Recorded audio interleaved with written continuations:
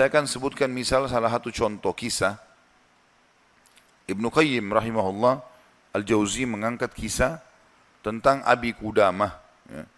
Seseorang yang disebutkan namanya oleh beliau. Sudah pernah saya sebutkan cerita ini belum? Selalu belum ya? Baiklah. Abi Qudamah kata Ibnu Jauzi adalah seseorang yang suka berjihad. Di zaman dulu, zaman tabi'in, suka berjihad, berperang. Dan dia selalu memotivasi orang untuk berjihad. Ditanya di salah satu masjid itu dia lagi pulang dari jihad. Pengalaman apa yang paling berkesan bagi anda di kancah peperangan jihad? Dia bilang kisah seorang anak muda yang bertemu bidadari. Maka orang tanya, seperti apa ceritanya? Dia bilang satu waktu saya pulang ke negeri saya. Di kotanya. Kemudian saya motivasi orang untuk berperang, berjihad. Disampaikanlah motivasi, ayat-ayat, hadis, kisah-kisah nyata. Sampai orang-orang pada termotivasi untuk berjihad. Dia bilang setelah selesai saya pulang. Besok saya ingin bentuk pasukan, bergabung dengan pasukan muslimin untuk berjihad. Ya. Waktu saya pulang ke rumah, dia bilang tiba-tiba ada suara perempuan depan pintu. Memanggil, wahai Abi Qudamah, Abi Qudamah. Dia bilang saya baca, a'udzubillahi minasyaitonirrajim. Jangan sampai ini godaan syaitan. Perempuan malam-malam memanggil-manggil depan rumah. Dia enggak bilang saya enggak mau buka pintu. Terdengar lagi suara kedua kali, Abi Qudamah, buka pintu. Suara perempuan. Dia bilang a'udzubillahi minasyaitonirrajim. Saya enggak mau buka ini, takut jadi fitnah, gitu kan. Terus perempuan itu rupanya nyaut depan pintu. Dia bilang, wahai Abi Qudamah, bukankah anda yang memotivasi kami berjihad? Dan saya terpengaruh dengan itu. Saya ingin menyumbang sesuatu. Bukalah pintunya. Dia bilang, saya dengar orang ini mau nyumbang hubungan dengan jihad, saya buka pintu. Perempuan itu rupanya bercadar. Dia bilang pada saat saya buka pintu dan di hadapan saya tahu kalau orang ini, kalau tidak pakai cadar, luar biasa Allah berikan kelebihan fisiknya. Terlihat. Wanita ini punya kecantikan tapi dia tutup auratnya. Lalu saya alihkan pandangan saya dan saya katakan, apa yang akan engkau sumbang ibu? Dia bilang, sesuatu yang paling indah dari tubuh saya, hai Abi Qudamah, adalah rambut saya. Saya memiliki rambut yang sangat bagus dan panjang. Maka saya sudah memotongnya dan saya sudah membentuknya supaya menjadi tali kekangan kuda. Maka saya minta agar rambut saya ini engkau jadikan tali kekangan kudamu. Agar minimal rambutku ikut berperang. Abi Qudamah bilang, saya heran dengan imannya ibu ini. Luar biasa ini. Gak pernah ada orang terfikir seperti itu. Rambutnya panjang, lebat, tebal, dipotong, lalu dibuat sedemikian rupa sehingga bisa menjadi tali kekangan kuda. Gitu. Pakailah ini Abi Qudamah. Abi Qudamah bilang, baiklah, diambil. Pada saat sudah diambil, Abi Qudamah mau tutup pintu, dia bilang, sebentar, masih ada satu lagi Abi Qudamah. Dia bilang apa? Suami saya mati syahid. Dan semoga Allah terima, semoga juga kami disatukan di surga. Dan dia mewariskan seorang anak laki-laki yang mirip seperti dia. Maksudnya keimanannya, fisiknya segala macam. Saya harap anda tidak menolak anak saya besok ikut berjihad. Kata Abi Qudamah, baiklah. Tutup pintu, besok pagi habis sholat subuh, habis syuruk, menjelang duha, berkumpullah orang-orang yang mau ikut jihad. Untuk bergabung dengan pasukan muslimin. Setelah Abi Qudamah bilang saya motivasi mereka, datanglah seseorang dari belakang saya berteriak, Abi Qudamah, Abi Qudamah. Suara seorang laki-laki. Dia bilang saya balik ke belakang, waktu saya balik saya seperti melihat matahari. Artinya ada seorang laki-laki putih, tinggi, gagah, rambutnya indah, fisiknya kekar di atas kuda. Dia bilang saya sendiri kagum melihat orang ini. Luar biasa secara fisik membuat orang sudah kagum. Dia bilang, terus dia bilang, hai Abi Qudamah, saya anaknya ibu semalam yang memberikan rambut kepada anda. Dan saya siap untuk ikut berperang. Dan wasiat ibu saya agar saya jangan pulang. Suruh mati syahid. Kata Abi Qudamah, saya kagum melihat lagi anak ini. Sudah kagum melihat ibunya, kagum melihat anaknya. Bagaimana keyakinan mereka berdua tentang janji Allah. Dan hidupnya di situ sudah. Lingkup hidupnya itu adalah yang dijanjikan oleh Allah dan Rasulnya. Udah, Allah bilang dapat ini, ya sudah, diyakinkan iya. Sholat dapat ini, puasa dapat ini, jihad dapat ini. Yakin, tidak ada keraguan.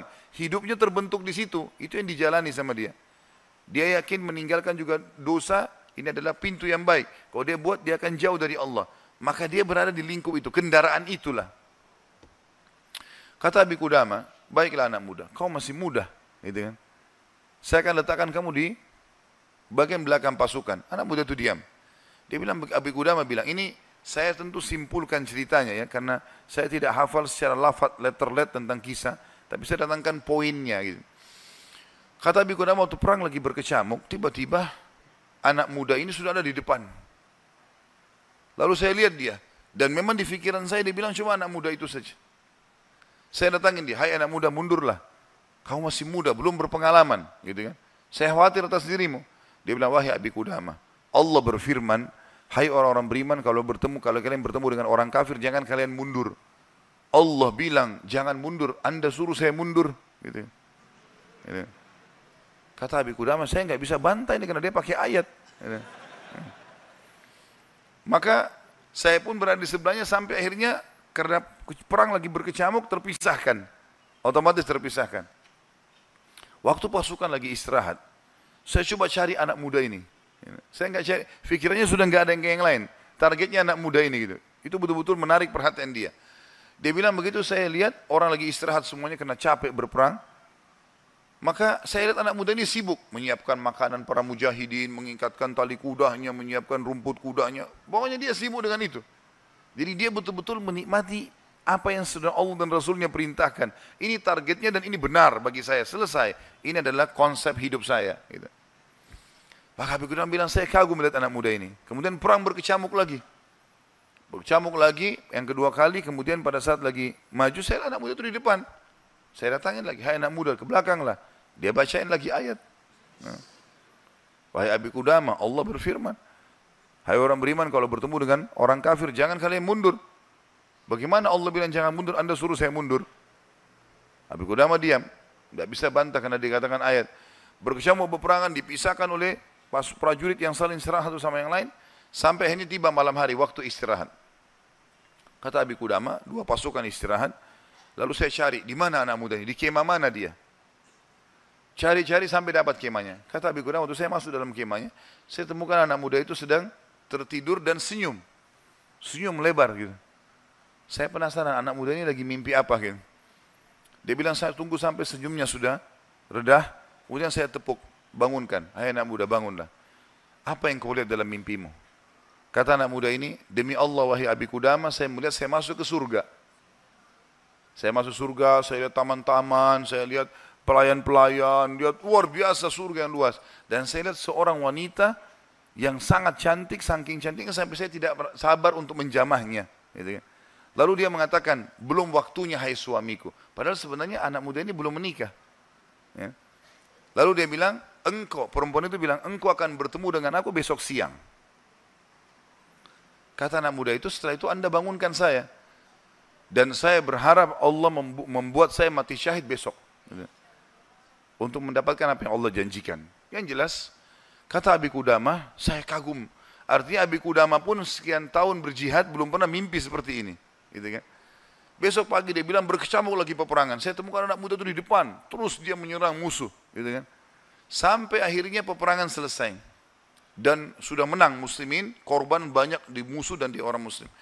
Anak Abi Qudamah bilang target saya mengejar mana? Cari anak muda ini. Terbunuhkah atau belum terbunuhkah? Dicari. Dia bilang saya cari di jenazah prajurit muslim yang disusun. Ternyata ada bergeletakan. Saya temukan ada anak muda itu. Penuh dengan darah. Gitu. Ya. Tapi masih hidup. Dan dia lihat, waktu saya datang, dia dengan senyum mengatakan, Abi Qudamah kesinilah, kesinilah. Dalam kondisi lagi luka-luka ini. Berdarah-darah. Gitu ya. Kata Abi Qudamah, saya pun datang. Apa beritamu hai anak muda? Dia bilang, hai Abi Qudamah, kalau kau pulang nanti ke kampung kita, ke negeri kita, sampaikan ke ibu saya salam dan bilang, impian beliau sudah terkabulkan. Artinya, saya akan menyusul ayah saya mati syahid. Lalu pesannya ini luar biasa. Dia bilang apa? Wahai Abi Qudamah, apa kau ingat kisah tadi malam bidadari dalam mimpi saya? Kata Abi Qudamah, iya. Sekarang ada di sebelah saya. Sedang senyum dan menunggu ruh saya keluar. Lalu dia akan membawa saya ke surga. Lalu kata Abi Qudamah, orang itu pun meninggal dunia. Dalam kondisi dia tersenyum gitu kan. Maka Abi Qudamah bilang, saya menangis, gak bisa menahan melihat luar biasanya. Ibunya luar biasa, anak muda ini luar biasa. 17 tahun, punya kelebihan fisik yang mungkin tadi saya bilang, kebanyakan kita di Indonesia dihabiskan pada hal yang foya-foya, coba-coba kemaksiatan, ini semua omong kosong nih. Dari syaitan, bukan begitu. Anak muda ini dididik oleh ibunya untuk targetnya surga. Pokoknya bagaimana berperang mati syahid, seperti itulah. Kata Abi Qudamah, saya pun menguburnya. Waktu kami pulang ke negeri kami, target saya ke rumah ibunya. Bukan ke rumah saya lagi. Orang semua pada pulang ke rumahnya, ketemu keluarganya. Dia bilang, saya cari ibunya anak muda itu. Begitu dapat rumahnya, saya ketuk pintu, dibuka. Ibu itu buka. Ibu itu begitu lihat, saya tahu Abi Qudamah. Dia bilang, wahai Abi Qudamah, apa kau datang berbelas sungkawa, atau kau datang untuk membawa berita gembira? Kata ya Abi Qudamah, apa maksud anda ibu? Dia bilang, kalau anda pulang, mengatakan anak saya ikut pulang bersama anda, berarti itu belas sungkawa. Saya enggak mau anak saya pulang. Mau mati syahid. Tapi kalau anda bilang anak saya mati syahid, berarti itu berita gembira. Abi Qudamah bilang, saya enggak tahan menangis. Lalu saya mengatakan, ibu, berita gembira, Allah sudah kabulkan impianmu. Anakmu telah menyusul suamimu dan semoga Allah kabulkan. Ibu itu menangis, sujud syukur kepada Allah. Gara-gara berhasil anaknya menjalankan perintah Allah.